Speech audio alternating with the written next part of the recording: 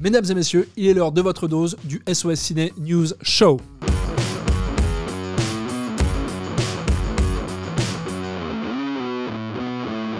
Nikon est-il en faillite? Allons-nous perdre un nouveau géant de l'industrie photographique? Fermeture au Brésil, fin de la garantie internationale et maintenant la fermeture de 2 usines au Japon. Mais qu'est-ce qui se passe chez Nikon? Je sais pas. Nikon n'est pas né d'hier, il a connu l'arrivée du numérique, il a connu la révolution du smartphone et même s'il a commis des grosses erreurs comme le Nikon One, c'était quand même une belle erreur Nikon One. Hein. Je crois qu'au temps médiéval au Japon, le mec se serait fait harakiri. Nikon a gagné ses lettres de noblesse auprès des professionnels et au-delà d'une marque que l'on porte dans notre cœur, c'est aussi un réseau de revendeurs solides avec des contrats de distribution sélective qui permettent de pérenniser la marque. Nikon enregistre des pertes records puisque le segment du marché sur lequel Nikon vend ses appareils est en perpétuel repli. Le DSLR et les APN ne fonctionnent plus, ça ne se vend plus. Au contraire, le marché se resserre sur des appareils photo hybrides, photo-vidéo haut de gamme, là où Nikon a la gamme la moins étoffée. Alors, est-ce que ça va signer la perte de Nikon ? Ce serait quand même pas de chance. Faisons un état des lieux. Nikon est le seul leader de ce marché qui n'a pas de département vidéo propre. Sony, Panasonic, Canon ont chacun un département vidéo professionnel. Nikon n'en a pas. C'est vrai que Nikon est arrivé sur le tard en vidéo. Même si la vidéo est présente dans leurs appareils depuis longtemps, ils n'ont pas développé ces fonctionnalités vidéo comme a pu le faire ses concurrents. Un Z6 qui est aussi arrivé tard, mal maîtrisé et qui rencontre de nombreuses critiques, il est normal que Nikon se restructure et accuse le coup. Ce sang, c'est le vôtre? En faire une partie, oui. Personnellement, je ne suis pas étonné de ces décisions. En revanche, je ne vois pas Nikon fermer dans les prochaines années. De nombreux utilisateurs continuent à utiliser leurs produits. Et même si c'est très amusant de faire le buzz sur un titre putaclic, je ne pense pas que Nikon va disparaître. Et au contraire, je pense qu'ils vont nous le surprendre. Tout ce qui leur manque, c'est un appareil avec des spécifications qui sont capables de rivaliser avec les plus grands du marché. Et je continuerai à penser que Nikon propose les meilleurs appareils en termes de rapport qualité-prix. Le Z6 à moins de 2000 € en plein format est un super appareil pour faire de la vidéo et de la photo quand on est débutant. C'est l'optique qui fait l'image et c'est pas la caméra. Et si vous avez encore des doutes sur le sujet, sachez que notre ami, je fais une blague parce qu'il s'appelle Michael Bonamy. En fait, je le connais pas. Moins d'humour. Plus de rigueur, moins d'humour. Michael Bonamy a fait un super article sur le sujet, très documenté. Il a mis en rapport des D5 avec des 18-35, avec des 50 mm 1.2. Allez voir son blog, allez voir ça si jamais vous doutez encore que l'image est faite par l'optique et non pas par le boîtier. Mais alors, me demanderez-vous à quoi sert d'avoir un boîtier pour la vidéo, un super boîtier performant et professionnel pour la vidéo? La caméra, c'est ce qui va faire la qualité de vos fichiers. C'est la caméra qui va déterminer la chrominance, la luminance, le débit, le codec, et tout ça va être nécessaire en post-production. C'est aussi la caméra qui va vous permettre de choisir la résolution ou le framerate, c'est la possibilité, par exemple, de filmer au ralenti. Mais dans le domaine de l'imagerie pure, c'est l'optique qui est roi. Et au contraire de la photo où on va aller chercher le piqué en permanence, enfin en tout cas c'est l'impression que j'ai, c'est que les photographes sont obsédés par le piqué, je ne sais pas ce qu'on leur a fait, c'est-à-dire, je sais pas quelle mouche les a piqués. En vidéo, on va vraiment chercher un look, on va chercher des aberrations, on va chercher quelque chose de rond, on va aller chercher des bokeh, on va aller chercher de l'esthétisme, on va aller chercher de la matière. Putain, je suis à court de synonymes. Donc si jamais vous voulez qu'on mette au banc de test toutes les optiques qu'on a chez SOS Ciné et que je vous fasse une vidéo dédiée à l'optique, n'hésitez pas à nous le laisser sur un commentaire et l'équipe et moi-même se feront une joie. Faut travailler là-dessus pendant des semaines. Putain, non mais ça mérite beaucoup de likes quand même ça. Hein. Je pense qu'on va demander au moins 1000 likes. Voilà, 1000 likes et je vous fais une vidéo dédiée à l'optique. Allez, je continue à parler de l'optique, je suis chaud, on va parler de Siryu, cette marque qui fait des têtes, des trépieds et maintenant des optiques anamorphiques low cost, pourquoi pas, hein, voilà. Hein, bientôt on aura, je sais pas, Weonpool qui nous construira des voitures. Hein, le monde part en couille. Je sais, il faut être ouvert d'esprit, c'est le deuxième optique que Siryu met sur le marché. Il s'agit d'une optique anamorphique 35 mm pour capteur micro 4 tiers et APS-C. Alors j'avais déjà testé le 50 à l'époque et il a terminé sur ma table basse en tant que presse-papier. Je pense que le 35, si jamais je le teste, prendra la même direction.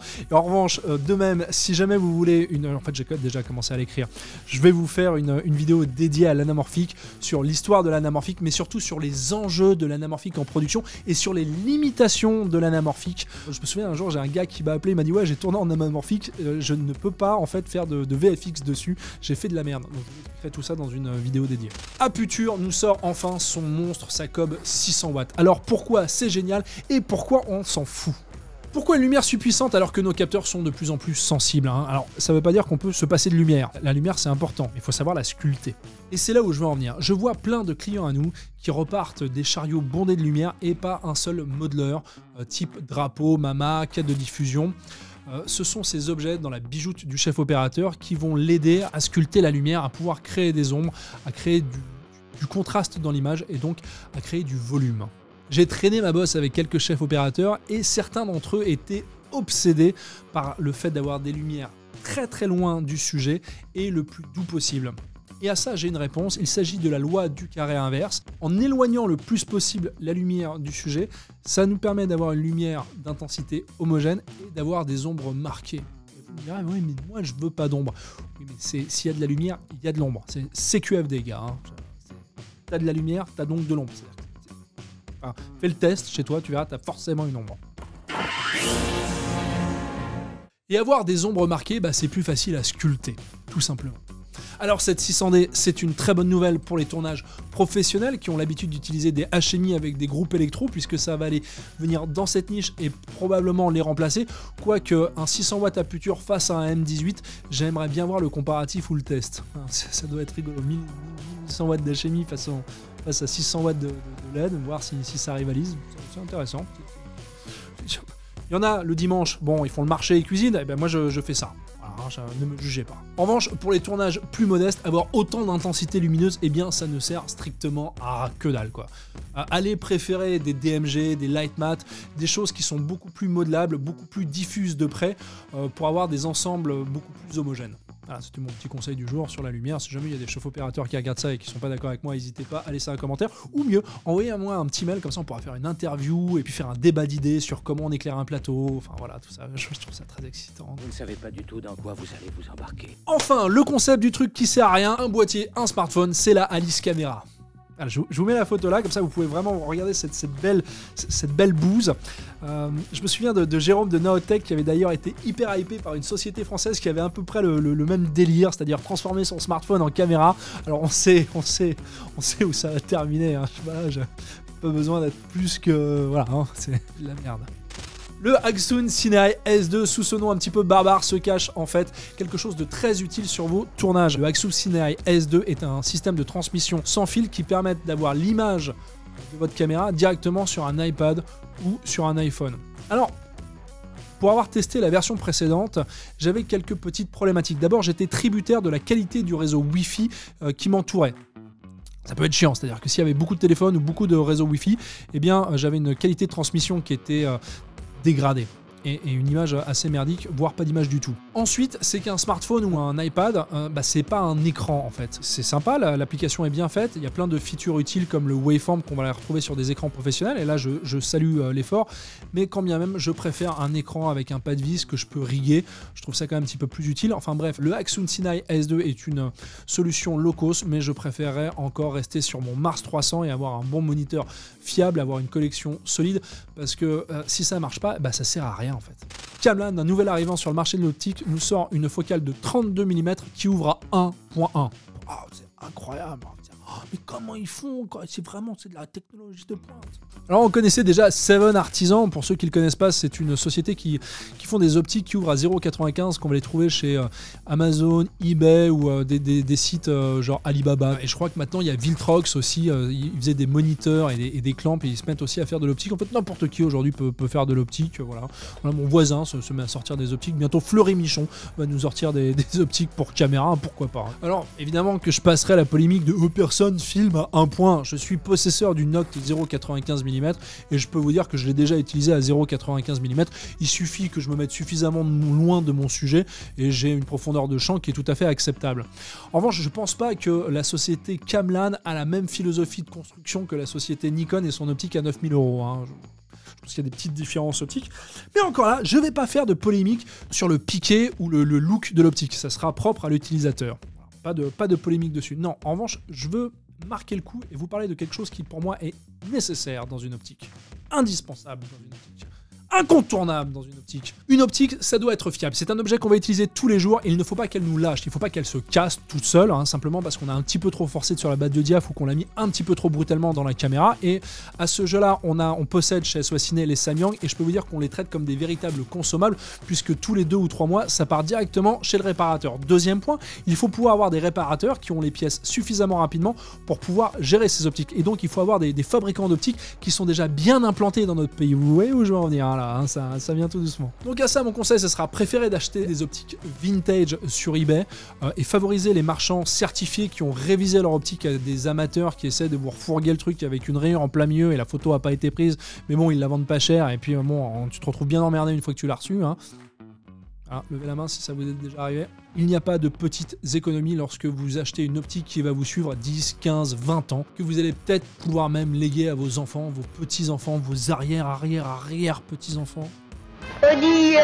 Et enfin, maintenant que je maîtrise les codes de YouTube pour vous faire des titres putaclic et vous faire attendre jusqu'à la dernière minute de cette vidéo pour faire mon reveal, la pire caméra de 2020. On devrait faire une intro juste pour ça. La pire caméra de 2020. En fait, sous ce titre putaclip se cache une réflexion profonde. Nombreux sont les gens qui m'appellent en me demandant « Ouais Albert, c'est quoi la meilleure caméra ?» Et à ça maintenant, j'ai enfin une réponse. Voici un tutoriel pour ne plus jamais se planter sur le choix de sa caméra. Je suis tellement content que je fais le e-book. C'est la danse des canards. Listez les besoins que vous avez sur votre shooting. Avez-vous besoin d'un autofocus parce que vous êtes seul et sur gimbal, que vous êtes un espèce de troubadour de l'image, ou alors vous êtes en équipe entouré et vous allez avoir un assistant pointeur qui va tout faire à votre place et même le café? Allez-vous faire du ralenti ou c'est quelque chose dont vous pouvez totalement vous dispenser? Avez-vous besoin de filmer pendant des heures en continu ou vous allez simplement faire des petites scènes courtes, très rapides, enchaînées à la manière, je ne sais pas, d'un court-métrage, d'un film? Est-ce que vous en foutez d'avoir des téraoctets de stockage, des fichiers qui pèsent une tonne et qui sont uniquement montables sur des MacBook Pro à 13 000 € parce que voilà, vous êtes une boîte de prod et du pognon, vous en claquez là, comme ça là? Je suis à l'aise financièrement. Ou alors vous êtes étudiant et que vous avez votre clé USB, votre MacBook acheté en 2013 et que là, va falloir plutôt faire attention parce qu'à n'importe quel moment, il peut prendre feu. Est-ce que vous allez diffuser ce contenu sur un écran de 6 mètres par 3 mètres, sur une télévision dernier cri OLED 65 pouces achetée chez LG récemment et dont vous avez vu le prix drastiquement baisser ces 3 derniers mois et vous avez les boules jusque là? Ou alors vous allez le mettre directement sur YouTube, Vimeo, et là encore, le choix du réseau social va avoir son enjeu puisque vous ne serez pas traité de la même manière chez Vimeo, YouTube ou Instagram en fonction du formatage de votre fichier. Enfin, et là le plus important, avez-vous des connaissances techniques en ce qui concerne les logiciels de post-production et les logiciels de colorimétrie comme DaVinci pour prendre parti de 100% de la technologie à l'intérieur de votre caméra afin de développer vos RAW, afin d'utiliser la courbe de logarithme gamma, afin de prendre possession du 422 10 bits? Ou n'avez-vous pas plutôt besoin de plus de budget pour de la décoration, pour festoyer autour d'une table régie bien garnie de café arabica et de bananes bio? Ou même, je ne sais pas, une idée comme ça, louer de la lumière. Une fois que vous aurez établi cette réflexion, eh bien vous pourrez me joindre sur les différents réseaux sociaux, notamment Instagram, que je mets juste là, voilà, hop, petit placement Instagram. N'hésitez pas à vous abonner, je fais des stories très intéressantes. Et je me ferai une joie de répondre à cette question, la caméra qu'il vous faut. Sur ce, abonne-toi, mets la cloche, et à très vite.